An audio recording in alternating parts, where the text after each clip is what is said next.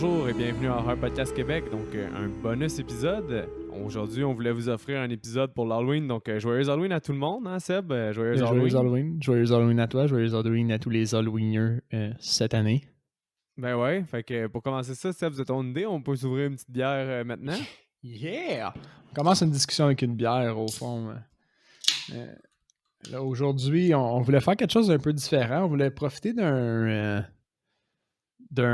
sujet qui est d'actualité, donc d'une série. C'est la première fois, je pense, qu'on traite d'une série télévisée, je vais dire. Ouais, non, mais c'est la première fois qu'on fait autre chose qu'un film, en fait. Exact. Puis, on voulait tester un petit peu une formule un peu plus ouverte, fait qu'il n'y aura pas de recast ni de IMDb, à moins que tu me dises que tu as sorti un IMDb. Là. Nope. Fait que ça va être un petit peu différent. Fait que c'est un épisode bonus. On se garde puis on essaie des choses. N'hésitez pas à nous envoyer vos commentaires si vous trouvez que ça a bien marché ou que ça a vraiment pas bien marché. On aimerait ça le savoir. S'il y a des choses aussi à travailler. Donc, c'est certain que je pense qu'on va rentrer un petit peu moins dans le détail, probablement, puisque c'est une série, donc il y a énormément de contenu à couvrir, mais vous savez déjà surtout, par le titre de l'épisode. Oups, excuse-moi, vas-y.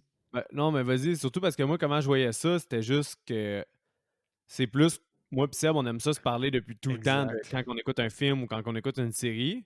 Puis là, ben Seb, il avait fini avant, puis moi, j'étais rendu à moitié, fait que je me suis dit, hey, parle-moi-en pas, on va faire un épisode qu'on s'en parle à la place. Fait que c'est vraiment plus, vous avez comme assisté à la discussion, moi pis Seb, qu'on a d'habitude quand on écoute quelque chose. Que ça se passe réellement comme ça. Après.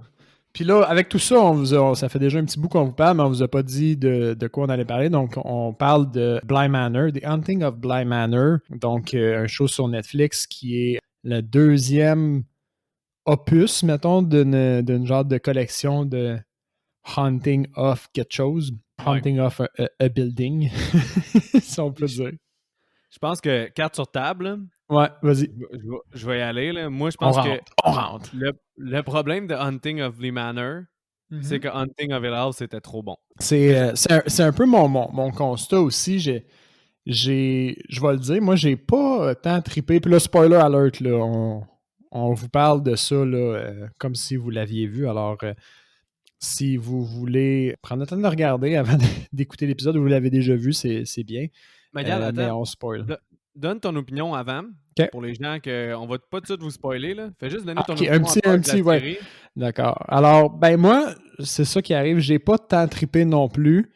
Exactement parce que j'avais des attentes. Puis avec du recul, probablement que je l'aurais un peu mieux aimé sans avoir eu le premier opus. Mais c'est ça que je me demandais. Pas tant quand même. Mais quand je me demandais, moi, puis que j'ai essayé de faire l'exercice, c'était parce que vite, je me suis rendu compte à quel point, tu sais, Hunting of Hill House, c'est de la grosse bombe, là. Mm-hmm. Puis vite, je me suis vite rendu compte que je me suis dit, est-ce que si à l'inverse, on m'avait servi Bly Manor en saison 1, puis celle-là en saison 2, tu sais, est-ce que j'aurais quand même aimé Bly Manor? Puis il y a quand même beaucoup de qualité à Bly Manor. Exact. Mais tu sais, il n'y a même pas un épisode qui arrive à achever d'un épisode de Hunting of Hill House. Même le meilleur épisode de Bly Manor arrive même pas égal au pire épisode de Hunting of Hill House. C'est ça. Je pense que c'est la différence de style en termes d'histoire, au fond, là, qui vient jouer. Tu sais, comme je regarde sur Wikipédia, puis Hunting of Hill House, c'est vraiment classé, mettons, drame, horreur, surnaturel, alors que Bly Manor, right off the bat, c'est gothique romance, tu sais. Oui, mais le côté romantique, là, puis lover de Bly Manor était quand même là, puis honnêtement, j'ai pas tant aimé ça.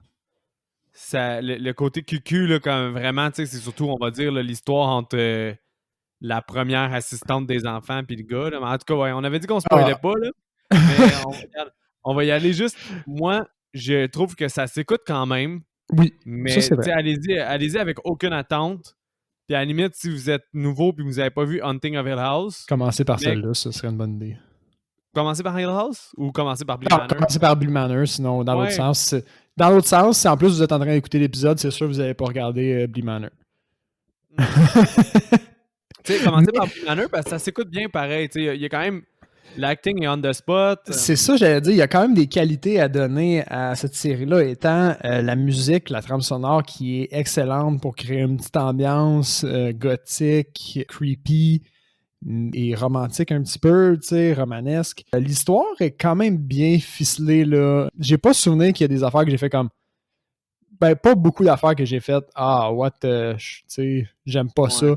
Tu es capable de cadrer tous les éléments. Il n'y a rien qui arrive vraiment, vraiment à la dernière seconde. Tu sais, des shortcuts de scénario pour... Non, tu sais, il y a quand même... c'est bien ficelé. Il y a quand même une bonne qualité dans la réalisation puis dans le acting, mais c'est pas aux attentes. C'est Le gros vraiment... problème, c'est vraiment qu'il y ait eu Hunting of Hill House avant. Donc, oui. tu sais, je vous dirais que pour ceux qui ont vu The Hunting of Hill House, puis qui ils ont trouvé ça déjà moyen, on va dire, ou n'importe quoi, allez pas écouter Bly Manor, à mon avis, là. T'sais, vraiment, vous n'avez pas y trouvé votre compte, mais sinon, je peux pas fortement recommander Bly Manor. C'est Non. si vous avez du temps à perdre et vous trouvez que vous avez tout vu sur Netflix, allez-y. Ouais. Mais sinon, on peut focuser notre énergie ailleurs. Là. C'est plate, Exact. mais Puis c'est dommage parce que la bande-annonce renvoyait vraiment la même vibe, je trouvais, que Hunting of Hill House. Je me souviens. Hunting of Hill House, je l'ai écouté par de facto à cause que ma blonde a décidé qu'elle commençait, puis elle pouvait pas le regarder seule. Parce que c'était même avant qu'on commence à regarder des films ensemble pour le podcast. Ça fait que j'étais vraiment nerveux. Puis je me souviens quand j'ai regardé l'annonce de Bly Manor, je me suis dit, faut que je repasse au travers de ça. Ouais. Aïe, parce que c'est vraiment Hunting of Hill House, il y a vraiment un crescendo incroyable de tension, épisode après épisode. Ce qui n'est pas le cas dans Bly Manor. Même à un certain moment, j'étais nerveux quand je regardais Bly Manor, puis je me demandais pourquoi j'étais nerveux, parce que après peut-être le 2/3 de la série, t'as pas eu de vrai scare, t'as pas eu vraiment de grosses tensions qui ont mené vers un résultat. Tu te dis, mais pourquoi je suis nerveux des fantômes ou du surnaturel dans cette série-là, tu sais? C'est pas ça le point, finalement.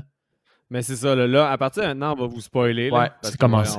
On va rentrer dedans, là, mais je pense que qu'est-ce qui arrive dans Bly Manor aussi, là, moi, j'ai trouvé... Il a essayé de faire une espèce de throwback à la formule de Hunting of Hill House qui était vraiment épique. Là. Hunting of Hill House, ce que j'aimais vraiment, c'est que ça y allait avec l'enfant qui en a vu le moins, parce que c'est 5 enfants, tu sais.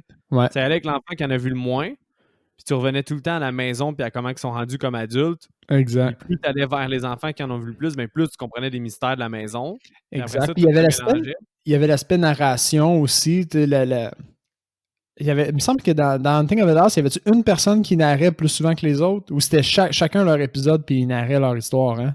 Il me semble que c'était chacun leur épisode puis ils narraient l'histoire, mais tu sais aussi, qu'est-ce qui arrive, c'est qu'on a essayé de faire un throwback à ça dans Bly Manor pour les personnages. Tu avais un épisode qui était plus alentour de la femme qui s'occupe plus de la maison, là, celle qui a les cheveux rasés. T'as un autre épisode qui était plus à propos de notre actrice principale, etc. Mais ça atteint tellement jamais l'intensité puis tout ce qui était bon. Exact. Que... Il y a l'histoire aussi de justement là, Peter Quint et l'ancienne au-pair qui l'appelle, l'ancienne éducatrice, mettons. Ces deux histoires-là, c'est quand même 2 épisodes où ces deux-là sont centrales. Une fois plus l'histoire de Peter Quint, puis une fois plus l'histoire de la fille. Ah ouais, mais The Two-Face, Part 1, Part 2. Exact. Man, c'est long, ces deux épisodes-là. Mais le premier... Ah ouais? Toi, t'as pas aimé ça? Le premier, moi, j'ai trouvé que c'était le meilleur épisode quasiment de la série. Ah ouais, le côté de Peter... Le côté Peter Quint, t'as aimé ça? Ben, c'est à cause que, mettons, là, dans Hunting of Hill House, là, je me souviens encore de quand la petite fille, il y a l'histoire avec les petits chats, puis là, les petits chats, ils meurent un après un, puis je me disais, Chris, que c'est bien écrit. Sinon, quand le jeune, l'épisode, quand tu vois celui qui est devenu un accro à drogue, il y avait plein de throwbacks qui étaient vraiment écrits. Tu as aussi le méga punch que finalement la fille, elle voyait tout le temps son fantôme à elle-même l'hanter. Ben oui. Ça, il y avait plein d'affaires incroyables de même, tandis que dans Hunting of Bly Manor, il y a une scène que j'ai trouvée comme marquante à cause qu'elle était bien écrit ou bien fait. C'est comme un lien entre l'épisode 3 et l'épisode 4. Ouais. C'est quand le petit gars, il essaie de tout faire pour que le curé le renvoie chez eux. Ah, ok, toi, ça t'a marqué, ça. Là, il dit, ben, j'ai essayé de trouver c'était quoi je me souviens plus l'expression qu'il dit, là, mais c'était quoi? What's your key? Ouais, what's your key? Puis après ça, l'autre épisode, ben, Quinn, il parle de que tout le monde a une clé, puis que tout le monde a quelque chose qui va le faire ouvrir. Puis il y en a que c'est l'argent, il y en a que c'est le pouvoir, il y en a que c'est le sexe, etc. Tu sais, il explique ça aux jeunes, mais tu comprends que, tu sais, t'as comme un throwback que l'épisode où il était dans le pensionnat, on va dire, c'était 6 mois avant qu'est-ce qui se passait maintenant. puis l'autre avec Quinn, c'était 1 an avant. Fait que tu sais qu'il a pris ça de Quinn, d'aller chercher ça envers le... Comme, je comprends, j'aimais quand même cette partie-là où on apprend à voir Peter Quinn, puis tu te dis qu'il va être comme central puis important. Puis là, il y a des éléments surnaturels, mais en même temps, on essaie de te convaincre que c'est peut-être pas surnaturel, puis que c'est peut-être lui, au fond, qui revient puis qui fait des conneries. À ce moment-là, à l'épisode 3, le personnage me faisait pas chier, mais plus que ça s'en allait vers la relation amoureuse avec Rebecca, l'autre, plus que ça me faisait chier. Pour... Je sais pas, je trouvais qu'on s'éloignait. Je trouve que cette histoire-là nous éloigne un peu de l'histoire de fantôme que je m'attendais à. La vraie histoire de fantôme avec les deux jeunes qui sont, tu sais, je vais dire super naturels, puis qui voient les fantômes, plein d'éléments sous-exploités des autres fantômes dans la maison. Ouais, au final, tout ça arrive dans l'épisode 8, là, quand t'as la... Ben, en fait, épisode 7, un peu, là, qu'elle choke le monde, là, puis après ça, tu vois la femme dans le lac, là. Ouais. Ton histoire, là, tu comprends que tout ce qui se passe dans le manoir est à cause de elle, puis tu sais, c'est pour ça que vraiment, niveau ambiance gothique, pour ceux qui aiment le genre, puis moi, je pense que j'ai un peu de la misère à certains moments, des fois, j'aime ça. Tu sais, comme Crimson Peak de Guillermo del Toro, j'ai vraiment pas aimé ça, mais il y en a plein qui ont full aimé ça parce que l'ambiance gothique était super bien recréée, genre. OK. Mais tu sais, en même temps, Sleepy Hollow, j'adore ce film-là. L'ambiance gothique est super là. Fait que tu sais, des fois, j'ai de la misère à le dire, mais là-dedans, j'étais pas un fan nécessairement, mais je peux comprendre qu'il y a des gens qui adorent l'ambiance gothique, mais peut-être que Bly Manor va être intéressant pour eux. Mais vraiment... c'est ça, il y a vraiment. C'est bien travaillé, ça, faut lui accorder. Au niveau des accents puis tout, moi j'ai trouvé ça le fun. Là. C'est accrochant les accents anglais, je trouvais. Ça travaille bien l'ambiance, surtout quand il y a juste Danny, mettons, qui ne fit pas dans le décor. Fait que de facto, ça la met un peu comme outcast à l'histoire. Ça, j'aimais ça. Moi, mon épisode préféré, c'était celui la loupe avec Anna. La loupe avec Anna, c'est laquelle? Anna, c'est celle qui a les cheveux rasés. Ah ouais, tu l'as bien aimé, c'est ben, parce que je trouvais que c'était l'épisode pivot dans la série où on commence à vraiment tomber dans le plus surnaturel puis qu'est-ce qui se passe avec le mécanisme de la maison un peu. Les mécanismes de la maison. Puis j'ai l'impression que cet épisode-là était censé être vraiment intense. Moi, j'ai embarqué un peu dans cette intensité-là. Puis je suis vraiment rentré dans cette intensité-là. Le problème, c'est cette affaire-là a été réutilisée après ça sur à peu près tous les personnages. Là. C'est quand il dit I'm tucked away, puis là, ils font une loupe, puis ils reviennent, puis ils quittent, puis ils reviennent, puis avec des gars genre en plus, ont même pas la même signification. C'est ça. Elle a des loupes parce qu'elle est morte, mais c'est censé être une loupe quand tu te fais prendre possession par les esprits, là, dans le fond. Là. Ouais, mais non, mais les esprits aussi, Peter Quinn et Rebecca, ils ont des loupes chacun de leur côté aussi. À un moment donné, tu sais, ils parlent ensemble, puis quand ils essaient de prendre voyons, le corps des deux jeunes enfants, Rebecca fait juste se pousser. C'est comme les fantômes, même les fantômes, ils tombent dans des genres de. Ils tombent dans la lune, puis ils s'en vont. Puis ils vont faire une loupe. Puis ça m'a fait chier. Parce que je trouvais que c'était un épisode qui était hot, il y avait une belle intensité, puis après ça, ils ont pris ce concept-là, puis ils l'ont comme multiplié. On dirait que c'était comme un mécanisme qu'ils ont trouvé pour donner les flashbacks de toutes les autres histoires, mais tu sais, c'est un flashback. T'as pas besoin de me donner une raison pour me donner un flashback. Ouais. Je trouve qu'ils l'ont un petit peu abusé, puis ça m'a... Il y a le Henry aussi. Le fantôme de Henry, l'oncle. Ouais. Comme par rapport à lui. Ouais, c'est vrai que ça n'a pas rapport parce qu'il est pas mort. Là, il est pas mort. Lui, il a comme un alter ego vicieux et méchant, là. Mais on s'entend que c'est à cause que pourquoi il est là, c'est à cause d'un côté psychologique. Ouais. Il est mort quand la femme de son frère est morte, puis que son amour est mort, puis que tout son potentiel de vie est mort. Ouais. Mais il est comme mort lui aussi, puis c'est pour ça que son alter ego il apparaît. Là, parce que c'est comme s'il était mort comme les autres fantômes. Ouais, c'est ça. Je comprends cet aspect-là, mais. Ça fit pas pareil. Ça fit pas parce que d'un, c'est ça qui est pas mort, c'est ça qui est pas sa propriété. T'sais, lui, il a un fantôme, les autres en ont pas. Il y a comme juste lui qui a vraiment un aspect de métaphore, j'ai l'impression. Peut-être que j'ai manqué autre chose. Mais j'ai l'impression que c'est le seul qui a un aspect métaphore sur sa santé mentale. T'sais, son fantôme, l'alcoolisme, puis son gros sourire, genre, ben oui, vas-y, continue de les appeler, tu fais juste les terroriser, tu sais. Ouais.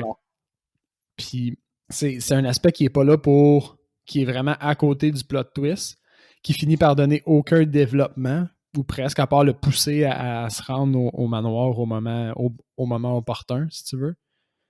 Ouais, mais tu sais, pour vrai, moi, je trouvais Il n'apporte rien à l'histoire. Je trouvais que, tu sais, Hunting of Hill House, c'était vraiment un tout qui se tenait, là, qui était vraiment comme une grosse pièce qui se tenait. Tandis que celle-là, tu sais, il est vraiment disparate, justement. Tu sais, oui, tu vois qu'il y a une ligne conductrice un peu, mais on dirait qu'il est pitché à toutes les sauces. On dirait qu'il y a des choses qu'il savait qu'il voulait en arriver, puis d'autres choses qu'il faisait au fur et à mesure, puis je peux pas m'empêcher d'être un peu déçu par cette série-là, malheureusement. Là, on peut pas... Non. Il y a joué de monde qui chier dessus sur Internet. Genre, on peut pas chier dessus parce qu'elle a super beau de qualité. Elle a plein de belles qualités. En termes de cinématographiquement parlant, c'est bien exécuté. On peut pas y enlever ça, mais il y a un mais, c'est ça le problème. Mais c'est ça, mais c'est pour ça que je dis que son gros problème, c'était que Hunting of Hill House, c'est un 9 sur 10 minimum. C'est de la grosse bombe. C'est vraiment, vraiment bon. Mais moi, j'ai trippé ben raide. Là. C'est dans mes top 3 des meilleures séries qu'il y aurait sur Netflix. Là. Ouais. Mon problème, c'est que j'ai pas les couilles de le regarder une deuxième fois. Tu sais, c'est que je pourrais pas... Je recommande à n'importe qui Hunting of Hill House. J'ai trippé sur cette série-là. J'ai adoré ça. Je le dis tout le temps que c'est bon. Mais là, tu sais, je vais pas dire écoute Bly Manor. Je vais juste dire tu peux écouter Bly Manor si tu veux. C'est un peu comme un je sais pas, même pas un frère spirituel. Là. C'est un peu comme une suite qu'ils ont voulu faire, mais qui n'a aucun rapport avec la première saison. Fait que t'es pas obligé de la continuer. Si c'est une saison 3, t'as probablement pas besoin de l'avoir vue. C'est une collection, là. C'est comme une thématique, mais faut que tu acceptes que c'est pas une suite, c'est pas un. C'est autre chose. Ça a le droit d'être autre chose, mais. Ça m'a pas tué, moi, mais tu sais, dans le genre que je vais écouter une saison 3 s'ils en font une. Mais je vais beaucoup moins. Je vais pas être autant excité que j'étais d'apprendre qu'il y avait une deuxième saison qui va peut-être être bonne. Exact. Puis j'ai essayé de mettre le doigt dessus, justement. J'ai fait des recherches un peu pourquoi elle est moins bonne. Puis je pense que j'ai trouvé ultra rapidement pourquoi. Là. C'est très simple. Vas-y. Mike Flanagan. Mais c'est pas lui qui a réalisé la deuxième aussi? Mike Flanagan a réalisé seulement l'épisode 1. Tout le reste, c'est réalisé par quelqu'un d'autre. Tandis que tu prends la saison 1. Ben c'est bien. C'est une crosse, ça? Oui. C'est son nom qui est écrit partout. Non, il est producteur. Il est à quelque part, mais quand tu regardes, parce que là, maintenant, qu'est-ce qui arrive, c'est que Netflix Netflix fait skip de recap, hein? Fait là, toi, tu skippais sûrement tout le temps d'intro, parce que tu l'as déjà vu. Ben oui. Mais là, tu vois les noms des scénaristes, puis tu vois les noms des réalisateurs, souvent. Puis le réalisateur est pas le même. C'est pas Mike Flanagan à chaque épisode. Tandis que la saison 1, Hunting of Hill House, Mike Flanagan a réalisé les 10 épisodes. Oh my God!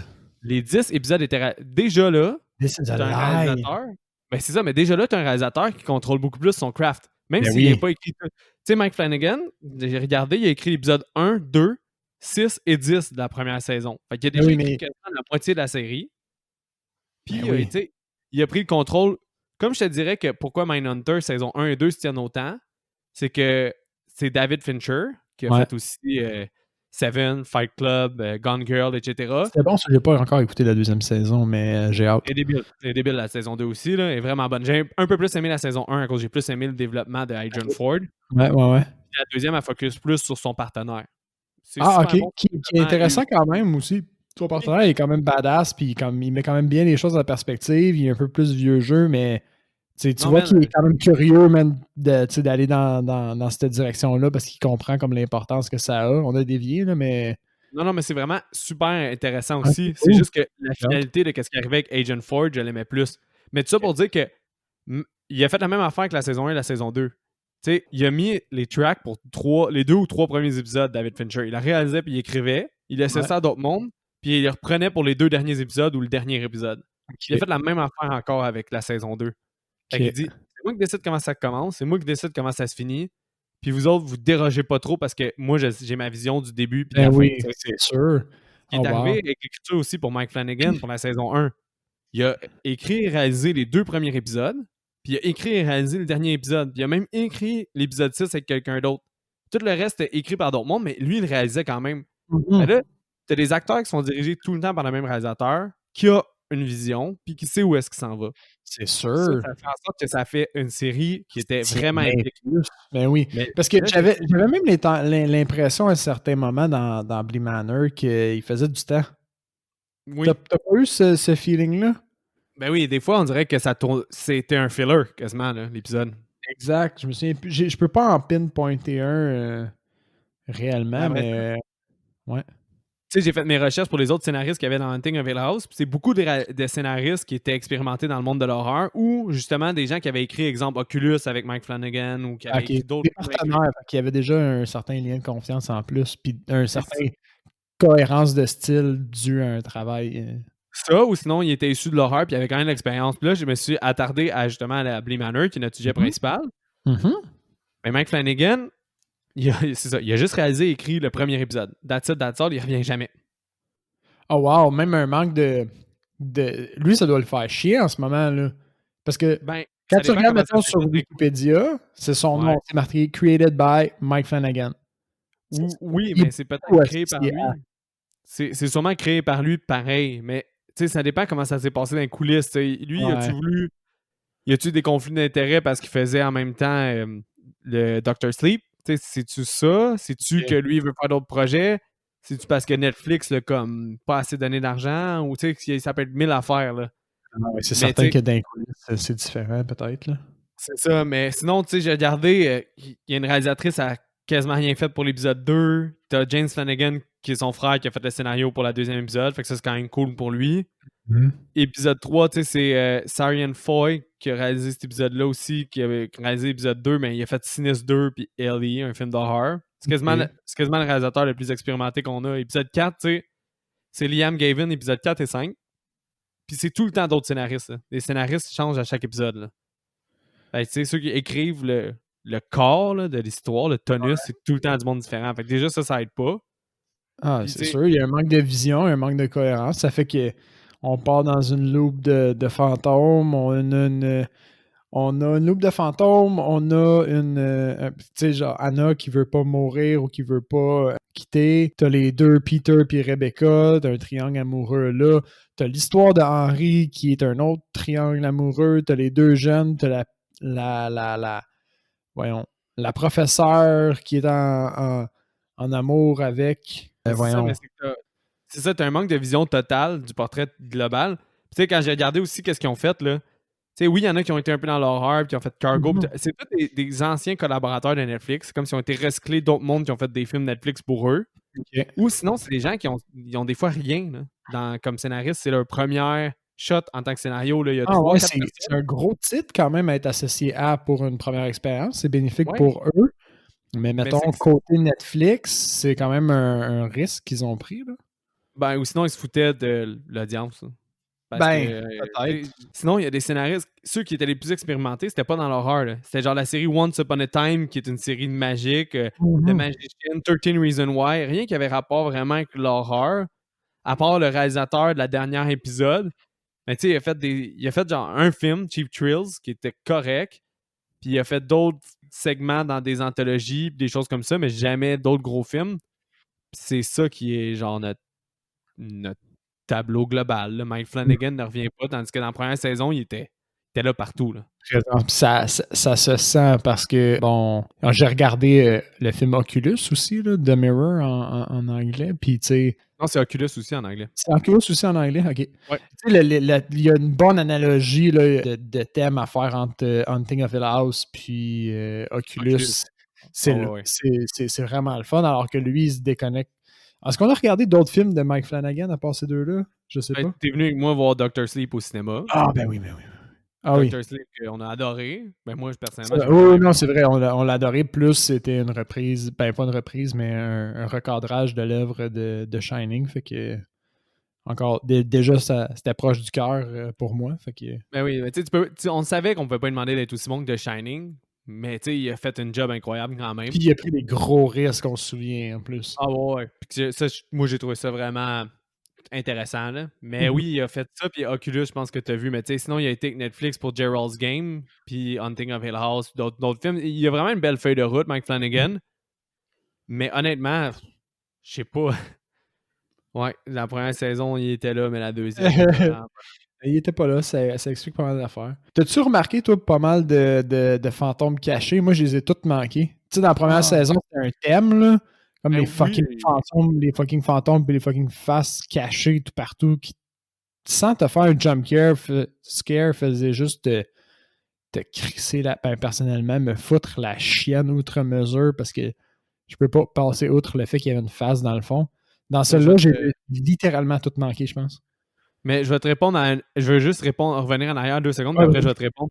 Parce que quand on parlait de Mike Flanagan et de ses œuvres, j'ai lu que son miroir dans Oculus, parce que tout a commencé avec son film, qui était un mini-film qui était. Je me souviens plus c'était quoi le titre, c'était pas Oculus, mais c'était basically un short sur le qui allait devenir un film Oculus. Ouais, c'est ça, tu me comptais. Ben, sa carrière a comme commencé un peu avec ce film-là, après il a fait Absentia, puis après ça, il a fait Oculus. Puis là, son miroir dans ce film-là est devenu un Easter egg. Qui est dans toutes ses œuvres, même dans Haunting of Hill House. Puis justement, là, pour montrer que Mike Flanagan, d'après moi, il se dissocie un peu. Je pense, puis moi, j'ai essayé de spotter tout le long son miroir. Je suis pas mal sûr qu'il n'est pas dans la série. Ah ouais. Est-ce qu'il est dans Dr. Sleep, puis je l'ai pas vu? Il est censé être dans Dr. Sleep, oui. OK. Ah, c'est hot, ça. C'est comme un genre de petit Easter egg. Nice. Qu'il met partout. D'après moi, il se dit, ce miroir-là a starté ma carrière, ben là, il le met partout. Après, en même temps, c'est un clin d'œil quand tu suis sa filmographie. C'est un clin d'œil, puis si tu veux l'interpréter, c'est comme une raison qu'il y ait des phénomènes aussi surnaturels autour. Là. Oui, mais tu sais, Haunting of Lee Manor, pas là. C'est lui qui dit c'est pas mon œuvre au final. Oh, gros statement quand même. Ce qui est arrivé, moi puis ma copine, on a regardé Haunting of Bly Manor, puis on était comme crème, on a manqué tous les fantômes, ils étaient où? Puis honnêtement, les vidéos YouTube qu'on a regardées qui nous pointaient tous les fantômes nous a quasiment foutu plus la chienne, parce qu'ils étaient quand même bien placés, mais vraiment subtils ceux qui étaient là. Oh boy, j'ai même pas été voir ça, fait que je te dirais que je les ai pas spotés moi non plus. Là, vraiment subtil. Celui qu'on voit le plus souvent, c'est celui le fantôme du... De l'ex-chum? Non, du docteur. Tu sais, le docteur dans l'ancien temps avec l'espèce de bec de masque en forme de bec, là. Lui, puis il y a un soldat qui se retrouve là à maintes reprises. Il y a l'enfant aussi, là. L'enfant, il est quand même flagrant. Puis j'ai vu le vidéo, puis on était comme, oh shit, on les a toutes manquées. Ça nous donnait des gros frissons. Mais on les a vraiment toutes manquées. Fait qu'encore une fois, là, il y avait comme, ils ont repris une genre de thématique qui était vraiment gagnante dans le premier pour créer une tension supplémentaire. Puis ils l'ont manqué. En tout cas, à mon avis, là, ils l'ont manqué parce que moi, je les ai toutes manquées. Je suis nerveux, puis je suis très nerveux quand je regarde ce genre de trucs de fantômes-là. Puis je les ai toutes manquées. Fait qu'il devait être vraiment bien caché. Tu sais, moi, honnêtement, c'est pas quelque chose que je remarque bien dans les films. Ah ouais? Ouais, ben à la base, là, je remarque pas vraiment ça. Tu sais, je pense qu'on a tous nos tocs, puis moi, dans la vie, mon gros focus, puis mon gros dada, c'est les films bien écrits, puis comment c'est tourné, puis comment c'est fait. Fait que je focus souvent sur la structure de l'histoire, la structure narrative, les dialogues, comment c'est écrit, les throwbacks. C'est pour ça que moi, que j'ai le plus aimé, là, c'était l'écriture par rapport au... Moi, je les trouve, ces affaires-là, parce que ce qui arrive, c'est quand il y a un build-up de tension qui mène vers potentiellement un jumpscare, je commence à être nerveux. Fait que ce que je fais pour me détendre l'atmosphère, c'est que j'enlève mon focus sur ce qui est central dans la scène pour essayer de me dissocier du jumpscare. Fait que je commence à regarder autour, tu sais. Fait que c'est ça qui arrivait dans Hill House. Je faisais ça pour me faire piéger par un autre fantôme qui était caché. Ah, fait que c'est sûrement que le réalisateur, sûrement que Mike Flanagan avait le même truc que toi quand il écoutait les films épeurants. Fait qu'il a fait t'essaies de te dissocier de la tension qui est en train de se bâtir pour juste te créer plus de tension parce que tu remarques un détail qui te fait fucking chier. Alors que là, dans Bly Manor, ben c'est pas arrivé parce que quand il y avait des montées de tension, je regardais autour puis je réussissais à redescendre. Comment t'as aimé le plot twist avec, je pense que c'est Olivia, ou la fille de l'ancien temps là, qui voulait tellement pas mourir qu'elle a créé un puits de gravité autour du manoir. T'as trouvé comme ça, ce plot twist-là? Celle qui était la responsable du manor, là, celle qui voulait pas le perdre? Ouais, c'est ça. Ben, celle qui est devenue la fantôme, au fond, qui marche puis qui va dans le lac. Là. Ah, complètement indifférent. Ouais? Ouais. Avoue, hein. Je trouvais que c'était bien. C'était romanesque, là. C'était comme... Je trouvais bien tourné dans le genre que... Elle voulait tellement pas mourir, puis elle avait tellement une force de caractère incroyable qu'elle est devenue un fantôme, puis elle est devenue tellement un fantôme fort de caractère que tout ce qu'elle croisait, elle l'emportait avec elle, tu sais. Mais tu sais, son Je histoire, trouvais ça puis par bien, rapport mais comme j'aurais pris peut-être une demi-heure de moins de ça. son histoire par rapport au coffre, puis tout ça, je trouvais ça bien. Mais je me Mhm. suis senti un peu floué que ça soit notre explication finale pour les phénomènes surnaturels qui Ouais. occurrent à Bly Manor. Tu sais, je trouvais ça un peu mince, même si, OK, fine, tu sais, ça aurait pu être aucune raison. Là. J'aimais le fait qu'il y ait une raison, ça je t'avoue. J'aime ça quand il y a une explication derrière là, mais Ouais. cet épisode-là, il est un peu long, j'ai trouvé. J'étais content Ouais. d'avoir une explication, sauf que j'ai catché que c'était ça l'explication, comme après 30 minutes, mettons, de regarder cet épisode-là. J'étais comme, ils font du temps.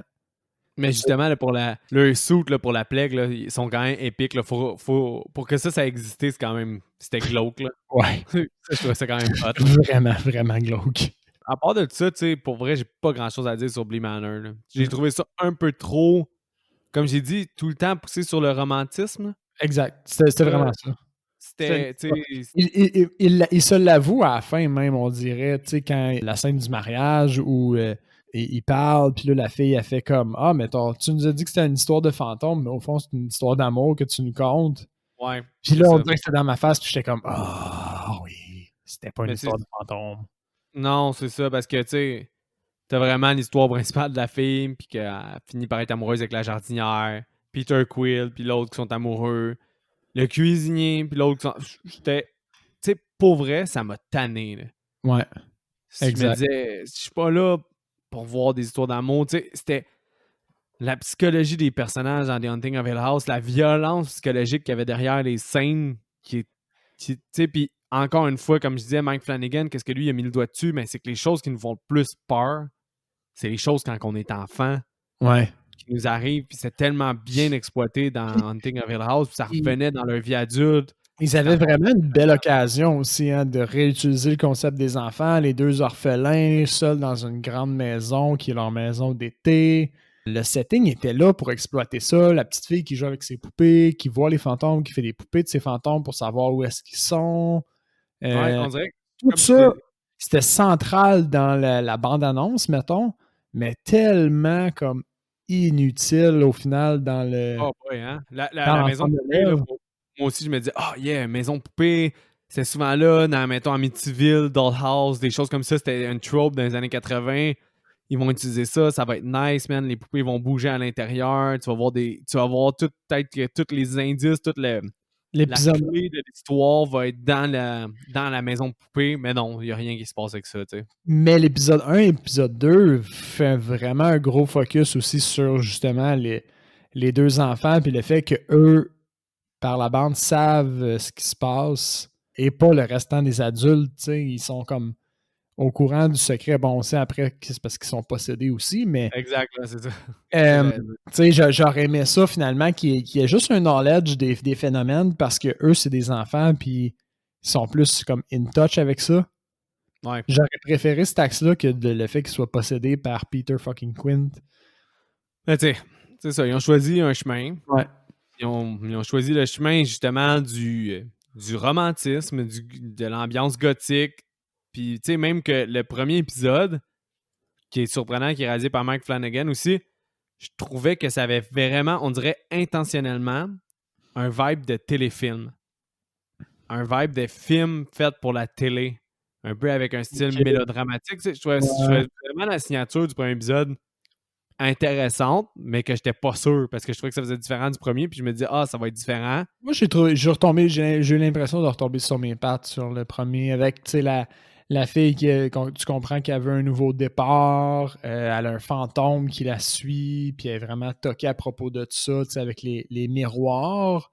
J'avais Ouais. l'impression de retrouver mon personnage de la jumelle dans l'autre, tu sais, qu'elle est brisée un petit peu, mais tu vois qu'elle est un peu plus fonctionnelle que la personnage dans l'autre série, là. Mais tu sais, Ouais. elle est brisée un peu, elle a un bagage.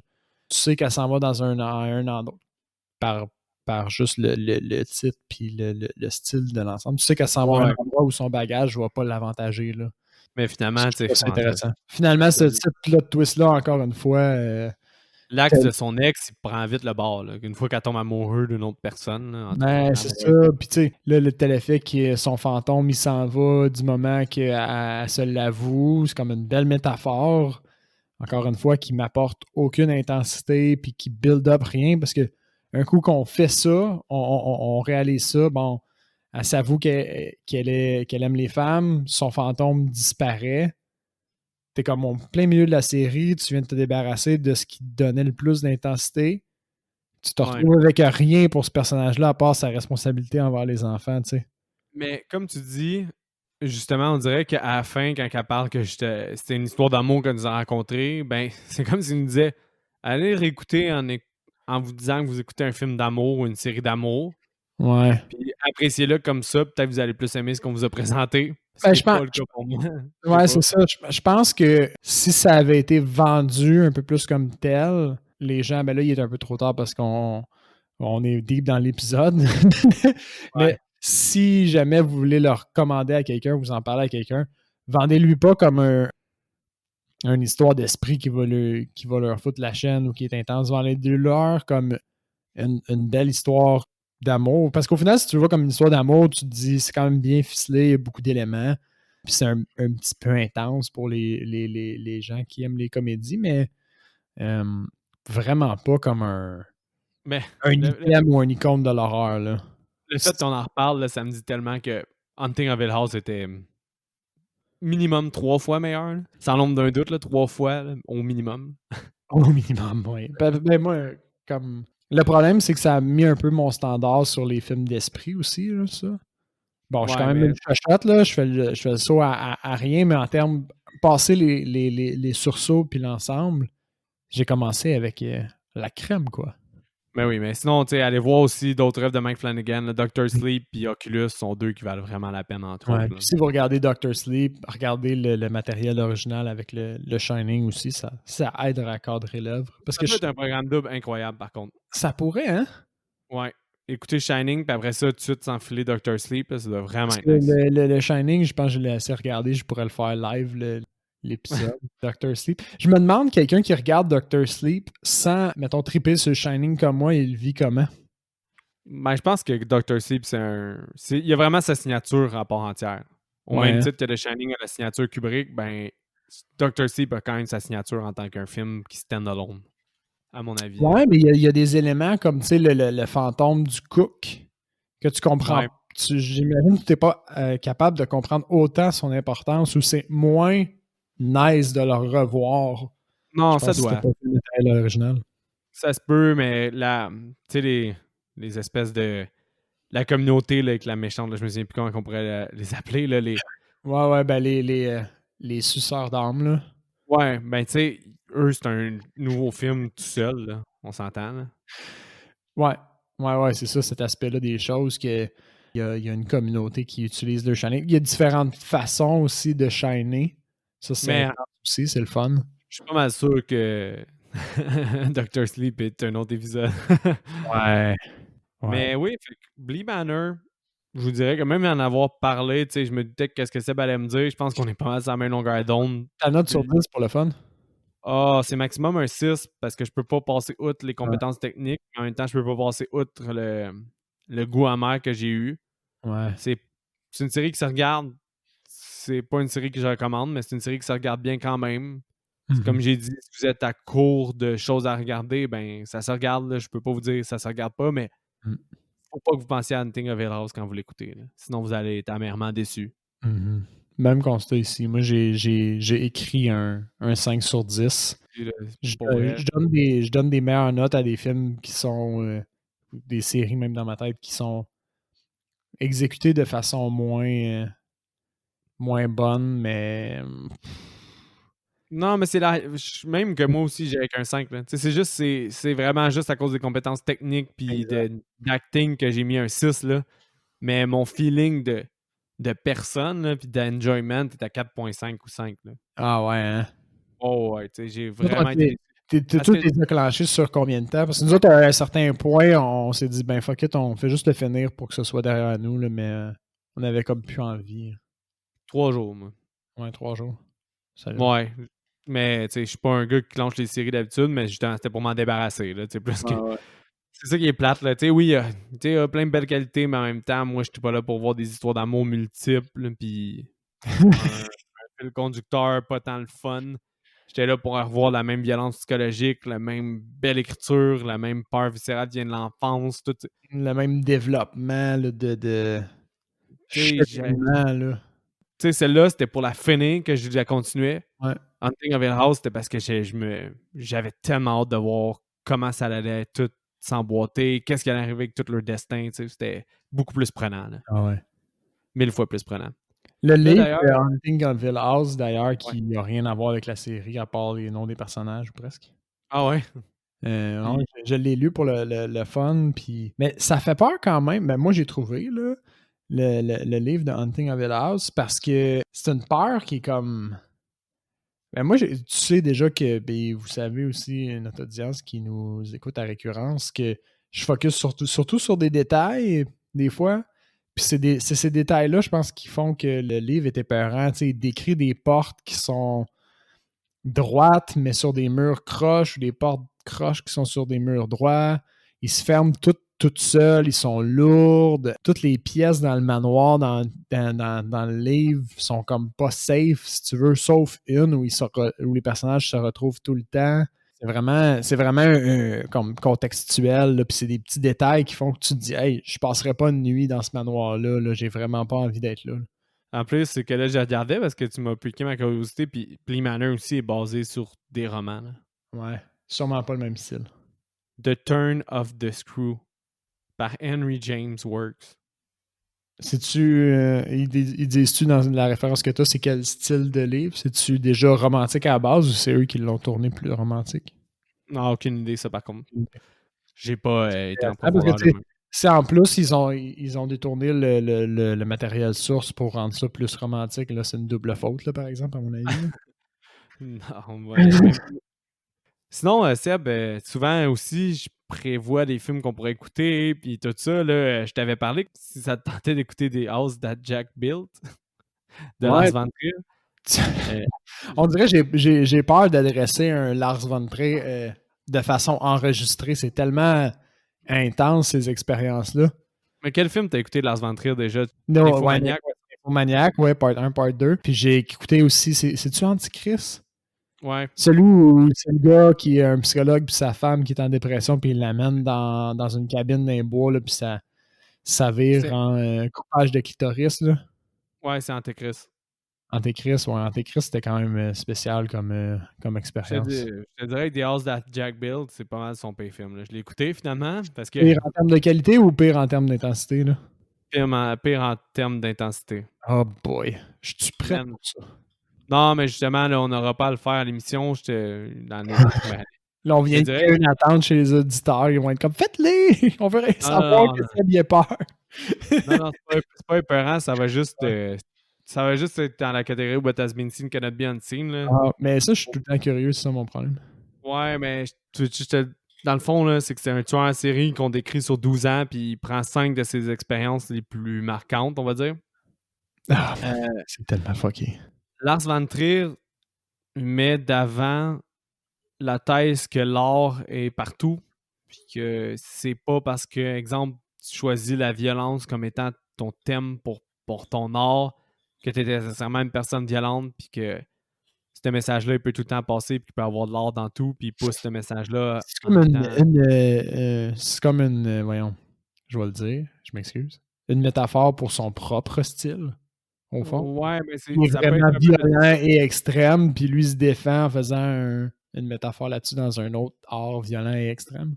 Ça peut être un peu de ça, mais tu sais, il y a des classiques moments à la Lars von Trier, là, puis c'est juste que... C'est juste pour te donner une idée, là. C'est à cause qu'il a poussé à l'extrême, là. C'est à cause qu'il s'est dit... Il y a de l'art dans la violence. Moi, comme meurtrier, je vois qu'il y a de l'art dans qu'est-ce que je fais, puis... Il pousse la limite. C'est tout le temps par rapport à l'art. La personne qui fait son œuvre, la personne qui apprécie l'art. Puis en plus de ça, ben, il veut pousser sa démarche en disant que là, ben, tu sais, moi, mon médium pour montrer l'art et la violence, fait que je pousse l'art à son extrême, fait que je pousse la violence à son extrême. Il y a une scène où il amène des enfants, parce que là, il parle un peu à un prêtre, puis là, il dit au prêtre tout ce qui est arrivé, C'est une puis confession, au fond, le film, c'est ça? un peu, Oh! puis là, tu Ça, sais, c'est lourd. il dit au prêtre comme, là, il dit, t'as jamais voulu avoir une famille ou n'importe quoi, puis là, ça il amène à son troisième incident, là, qu'il appelle ça. Puis il amène des enfants chasser avec la fille, puis à un moment donné, ça fait juste couper avec des explications. Tu sais, il aime ça mettre des vidéos de vieilles choses, des choses comme ça. Ben Puis tu sais, oui, c'est oui. entre lui, c'est comme les meilleurs pianistes. Ça ajoute à son style aussi, là. C'est ça qui Ouais, est fun. Comme la métaphore de la pêche dans Nymphomaniac. C'était exact. hot. C'était vraiment bien monté. C'est ça qui arrive. Tu peux pas nier son talent de direction là, ou Non. de réalisateur, Lars von Trier, mais effectivement, les thèmes qu'il choisit, Puis je c'est te dirais rough and tough, là. que The House à Jack Bill, tu peux pas encore nier ça. Tu peux pas nier le message non plus, puis la réflexion sur l'art. Le problème est la scène que je vais te décrire, que j'ai été dégoûté. J'ai voulu arrêter. Je me demandais si j'allais arrêter le film, mais je suis pas capable d'arrêter un film, surtout quand tu vois que c'est un film qui passe un message et qu'il faut que tu vois l'œuvre globale pour comprendre. Là. Mais tu sais, en tout cas, finalement, il explique qu'à la chasse, il y a un déplacement dans les troupeaux, que la mère se déplace en premier, puis après ça, les deux enfants ou quelque chose comme ça. Oh my lord! Puis que, dans le fond, pour être clément en tant qu'un chasseur, ben tu tues les deux enfants parce qu'ils peuvent pas survivre sans la maman. Puis après ça, tu tues la maman. Parce que si tu tues la mère, puis que les deux enfants réussissent à s'enfuir, ben ils vont mourir tout seuls dans la nature. Ouais. Fait que pour lui, il se voit comme un gentleman en tuant les enfants. Mais en tout cas, des enfants, finalement, ils s'enfuient sur le terrain de chasse, puis ils les tuent, mais de façon. Tu sais, il tire une balle dans la jambe de l'enfant, puis la jambe à part, puis après ça, il tire une balle dans la tête, puis tu vois tout, là. Oh Puis, shit, quel choix quand même de. puis après ça, il tue un autre enfant, puis il laisse la mère agoniser, puis là, il pousse la scène en faisant faire un dîner avec ses enfants morts. En tout cas, c'est affreux, là. Oh. Puis, je te souhaite pas de voir ça. Puis j'ai dit, j'ai été m'écrire sur Letterboxd, c'est un 3 étoiles. Peut-être que j'aurais pu mettre ça 3 étoiles et demie, mais je veux plus jamais réécouter ce film-là. Je le recommande à personne. Ah ouais. Ça, Mais l'œuvre est une œuvre à part entière qui apporte à la réflexion puis qui est intéressante, mais je pense pas qu'il y avait besoin d'amener ça à l'extrême pour qu'on ait la réflexion sur l'art. Mais que justement, le fait qu'on n'accepte pas son extrême et le fait d'être un peu faux cul dans sa tête à lui, ben, tu sens qu'il a comme réussi quelque chose en t'apportant une aversion envers ça, mais que j'ai quand même pas suivi. Là, cette scène-là, je l'ai détestée. Là. C'est vraiment, il a poussé sa limite. Puis tu sais, c'est qu'après ça, il fait de la taxidermie avec le corps d'un des enfants. Là. OK, là. Ouais. Ouais. C'est comme si la note était pas allée assez loin. Là, parce qu'il disait qu'il était grimaceux, fait qu'il fait faire. En tout cas. Ah, j'ai des frissons, tu m'en parles, j'ai des frissons, fucking hell. Non, puis je te dirais que ça arrive à 1h20 du film, on va dire. La première heure, il y avait tout le temps une touche d'humour. OK. Un second degré qui permet de cope un peu avec ce que tu es en train de regarder. Là, c'est hyper violent, mais en même temps, la violence était over the top. Puis il y avait un ton un peu. Tu savais là, qu'il y avait de l'humour dans la réalisation, puis tu savais qu'il y avait de l'humour en arrière de ça. Mais cette scène-là, il y a comme une coupure, puis le personnage devient plus mine. On dirait qu'il veut juste pousser son auditoire. Je vois pas la touche d'humour. Après ça, je peux comprendre qu'il y aurait un mini degré de touche d'humour avec la taxidermie, mais j'ai trouvé ça vraiment de mauvais goût. Puis ça te fait décrocher. Là. Moi, j'ai détesté ça. Après ça, le film, il retombe dans son même genre d'humour, puis il retombe dans le même message. Je me suis dit, Chris, t'enlèves cette scène-là, j'aurais aimé le film probablement beaucoup plus. OK, ouais. C'était comme, au niveau artistique, c'était un choix, mais qui... c'est classique Lars von Trier, là, il aime ça. Pousser la note juste la petite coche trop loin. Ben, trop loin pour nous, mais ça te propose, ça te donne un inconfort. Fait que c'est peut-être le but de sa démarche, j'imagine, mais... Ben, lui, c'est qu'en comparant que, il y a de l'art dans tout, son médium, c'est la violence pour l'art, puis il apporte une réflexion sur l'art, mais de pousser ça à l'extrême, c'est ça que je t'ai dit, tu sais. C'est comme si t'étais pas prête à lire l'art, le fait de pas accepter cette scène-là, mais je la trouve inacceptable quand même, là. En tout cas, c'est genre, je comprends. Quand tu comprends l'homme, tu comprends un peu où c'est qu'il voulait en venir, mais j'ai vraiment pas aimé ça, là. Puis, encore une fois, je te ferai pas écouter ce film-là, là, à cause de cette scène-là, si je vois pas l'intérêt, là. Puis je le réécouterai pas, moi. Aïe, aïe. Mais tu sais, comme intense. Merci de m'en parler. Mais je l'ai vu, puis tu sais, le but ultime est intéressant, là. Puis tu sais, toi, je sais que t'aimes quand même ça aussi, les films qui poussent des fois un peu l'enveloppe, là. Ben, parce que justement, c'est pousser l'enveloppe, ça fait partie du cheminement, mais comme quand ça se fait pas de façon positive. J'imagine qu'il y avait une façon de pousser ça comme de façon sans traiter de mort d'enfant, là. Ben, tout le reste, il y avait quand même des choses choquantes, là. Mais que justement, là, si t'es prêt à avoir un certain degré d'ouverture, c'est. C'est étonnant qu'il continue d'avoir du financement pour ses films. Mais peut-être Ouais, qu'il ben. montre vraiment comme pour l'art, vraiment pur, puis qui cautionne, comme toi un peu, qui cautionne pas le message, mais qui cautionne un peu le Ouais, parce que ces œuvres, tu sais, veux pas, médium ou le format, je sais pas comment l'exprimer, là, mais tu sais, on va dire. on peut pas avoir du financement, puis peut pas faire ses œuvres, c'est comme une brimer l'art au fond, C'est ça. mais ça rend pas sa démarche plus agréable ou ses Mais thèmes tu sais, acceptables. je te dirais que ça, hein, il y a pas. C'est Il y a des cool, là. scènes marquantes dans Antéchrist, mais j'ai trouvé pire un peu The House that Jack built, là. Au niveau What has been seen cannot be unseen, là. Déjà, Antéchrist, il était pas pire à ce niveau-là, là. Antéchrist, Mais, il était à un certain niveau que je pense qu'on n'a pas topé. Dans tous les films d'horreur que tu m'as présentés, je pense qu'Antéchrist, en termes de violence photographique, mettons, là, ouais. était pas encore. On a vu des affaires violentes là, à date. Là. C'est Ouais. vraiment Mais violente à l'écran, mais Antéchrist, il y avait comme un c'est autre à petit cause. aspect psychologique de plus. On est Ouais. rendu au Blee Manor. Vous voyez Mais comment ça se passe des fois. The House that Jack built, c'est fait, hein? On l'a traité. Voilà. Je, J'espère que vous avez apprécié. je le recommande à personne. Sauf que si vous êtes un amateur de l'art et que vous voulez pousser la réflexion sur l'art, ben allez-y, mais c'est pas moi qui vous le recommandez. Pour Mais faire bon, une conclusion sur Blee Manor, on vous le recommande pas nécessairement, surtout si non vous plus. avez regardé la première saison. Si vous voulez la regarder par curiosité, on vous a pas encore convaincu de ne pas le faire, ben allez-y, mais sachez que vous allez regarder plus une histoire d'amour qu'un film d'horreur. Ça va peut-être que ça, en ayant cet axe-là, ça va vous permettre de l'apprécier un peu plus, j'espère. Parce qu'il y a quand même une certaine qualité dans la réalisation, mais ça, on l'a déjà couvert. J'aurais pas pu vraiment mieux résumer, là. Mm. C'est bon, Manor. Billy Manor. Bly ou Mais hey, Bly? Bly. Bly Manor. ça a fait un épisode d'après moi quand même assez intéressant. Peut-être plus lourd et plus deep que je le pensais, mais. On a divagué un peu, puis ça fait partie, ça ressemble à ça une vraie conversation, au fond, quand on parle de film. Ouais, c'est vrai. Fait, ben, en tout cas, joyeux Halloween à tout le monde. Joyeux Halloween à la maison. Ou Ouais. peu importe où vous vous trouvez quand vous nous écoutez. Tu veux rajouter quelque chose, Seb? Oui, ben, donnez un like à la page, suivez-nous sur Facebook, envoyez-nous vos commentaires sur Blee Manor si vous êtes d'accord avec nous, si vous n'êtes pas d'accord avec nous parce que vous avez trouvé ça incroyable, on veut le savoir aussi. Envoyez-nous vos suggestions de films, on veut toujours essayer de vous plaire en produisant des contenus de qualité qui vous intéressent. Puis, si vous avez aimé ce format-là un peu plus conversation ouverte bon, on s'est éloigné aussi de Bly Manor, puis on est revenu sans nécessairement avoir de recast, puis tout. On faisait un test aujourd'hui pour voir comment ça flowait. Alors, si vous avez apprécié ça, puis vous voulez qu'on fasse plus souvent ça ou tout le temps ça, envoyez-nous ça en commentaire, c'est vraiment important pour nous. Puis, ou si vous avez détesté ça, c'est encore plus important qu'on le sache en réalité pour qu'on ajuste notre formule de façon adéquate. Question Aussi, de continuer à vous divertir puis de vous garder avec nous le plus longtemps possible parce que on aime ça parler de films, mais on aime ça aussi interagir avec vous. Alors, voilà. Yep, j'aurais pas pu mieux dire. Donc, attention à vous et bonne semaine.